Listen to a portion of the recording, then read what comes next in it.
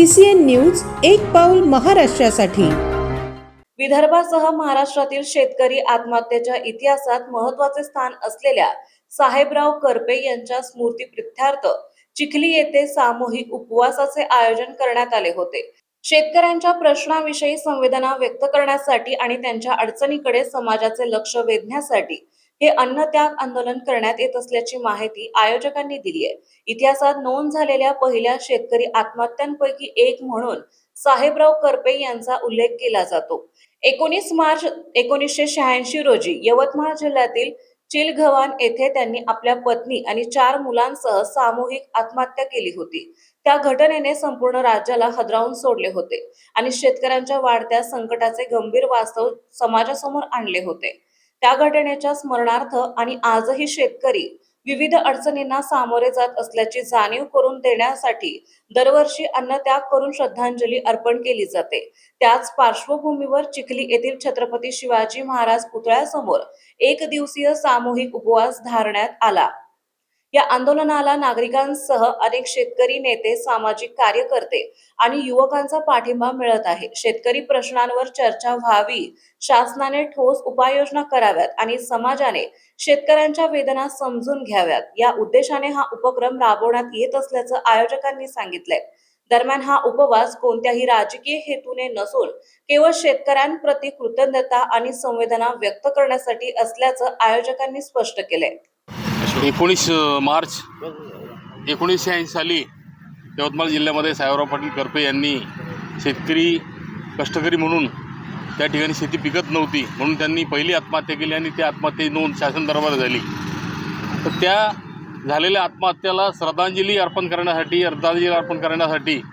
या चिखली तालुक्यामध्ये डॉक्टर भुसारी साहेब यांनी ही 19 मार्च या दिवशी 1 दिवस अन्नत्याग शेतकऱ्यासाठी कष्टकरी बळीराजासाठी सुरू केलेला आहे।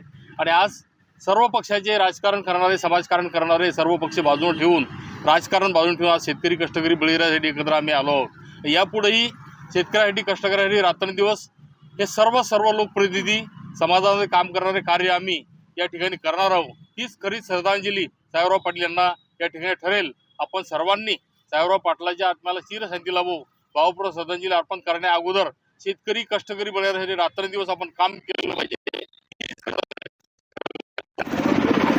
चिलगव्हाणचे शेतकरी साहेबराव करपे पाटील यांनी 1986 मध्ये आत्महत्या केली होती। या आत्महत्येची शासन दरबारी नोंद झालेली आहे। जेव्हापासून साहेबराव पाटील करपे यांनी आत्महत्या केली तेव्हापासून हा अन्नत्याग दिवस आम्ही पाळत असतो।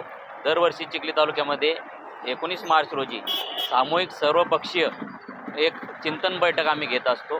आज आम्ही संपूर्ण दिवसभर अन्नत्याग करणार आहोत आणि अन्नत्याग करून जे साहेबराव करपे पाटील आहे यांना श्रद्धांजली अर्पण करत असतो, अभिवादन करत असतो आणि शेतकऱ्याच्या ज्या आत्महत्या आहेत, शेतकऱ्याच्या ज्या आत्महत्येकडे जाणारे पावलं आहेत हे कसे थांबतील यासाठी आम्ही आत्मचिंतन करत असतो।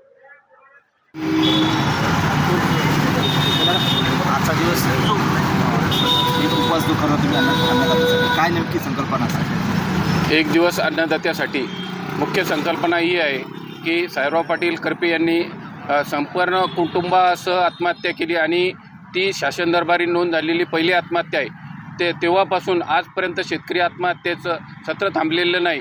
जवळजवळ शासन दरबारी नोंद झालेल्या 50,000 शेतकऱ्यांनी आत्महत्या केल्या व अशा कितीतरी शेतकरी आत्महत्या करतो। शेतकरी आत्महत्या करतो का करतो म्हणजे ती परिस्थिती शेतकऱ्यावर काय येते तर यासाठी विचारमंथन करण्यासाठी 19 मार्च हा दिवस आपण दरवर्षी पाळतो आणि शेतकरी समस्यावर विचारमंथन करतो। आज जगाच्या तुलनेत जर टिकायचं असेल तर बाजारपेठ आणि तंत्रज्ञान हे स्वातंत्र्य शेतकऱ्यांना मिळालं पाहिजेत ही मुख्य मागणी धरून आणि शेतकऱ्यांच्या आत्महत्या होणार नाहीत यावर कायमस्वरूपी उपाय निघला पाहिजेत यासाठी आज आपण 19 मार्च हा दिवस पाळत आहोत।